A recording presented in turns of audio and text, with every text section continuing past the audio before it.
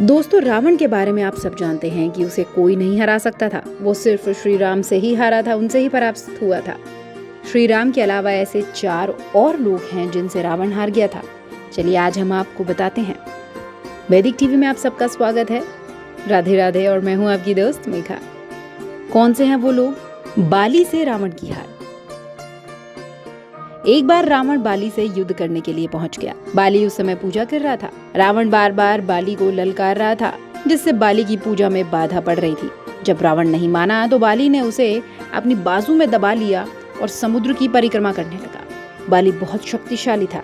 वो इतनी तेज गति से चलता था कि रोज सुबह वो चारों समुद्र की परिक्रमा कर लेता था। इस प्रकार परिक्रमा करने के बाद सूर्य को अर्घ्य अर्पित करता था। जब तक बाली ने अपनी परिक्रमा की और सूर्य को अर्घ्य अर्पित किया, तब तक रावण उसकी बाजू में ही दबा हुआ था। रावण ने बहुत प्रयास किया, लेकिन वो बाली की गिरफ्त से खुद को नहीं छुड़ा पाया। पूजा के बाद बाली ने रावण को छोड़ दिया। राजा बलि के महल में रावण की हार। दैत्यराज बलि पाताल लोक के राजा थे। एक बार रावण राजा बलि से युद्ध करने के लिए पाताल लोक में उनके महल तक पहुंच गया। वहां पहुंचकर रावण ने बलि को युद्ध के लिए ललकारा। उस समय राजा बलि के महल में बच्चे खेल रहे थे। उन्होंने पकड़कर रावण को घोड़ों के साथ अस्तबल में बांध दिया और इस तरह से राजा बलि के महल में रावण की हार हुई थी।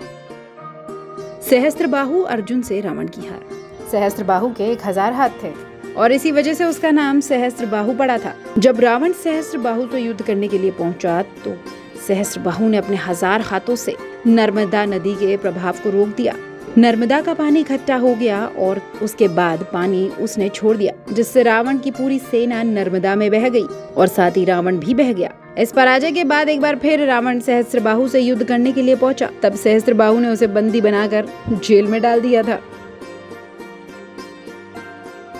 शिवजी से रावण की हार। रावण बहुत शक्तिशाली था। वो भगवान शिव का भक्त था, प्रकांड पंडित था और उसे अपनी शक्ति पर बहुत घमंड भी था। रावण इस घमंड के नशे में भगवान शिव को हराने के लिए कैलाश पर्वत पर पहुंच गया। रावण ने भगवान शिव को युद्ध के लिए ललकारा, लेकिन महादेव तो तपस्या में लीन थे। तब रावण ने कैलाश पर्वत को उठाने की कोशिश करी। इस पर भगवान शिव ने पैर के अंगूठे से ही कैलाश का भार बढ़ा दिया। इस भार के बाद रावण कैलाश पर्वत को उठा नहीं सका और उसका हाथ पर्वत के नीचे दब गया। बहुत प्रयत्न के बाद भी रावण अपना हाथ वहां से निकाल नहीं सका। तब रावण ने भगवान शिव को प्रसन्न करने के लिए उस समय शिव तांडव स्तोत्र रच दिया।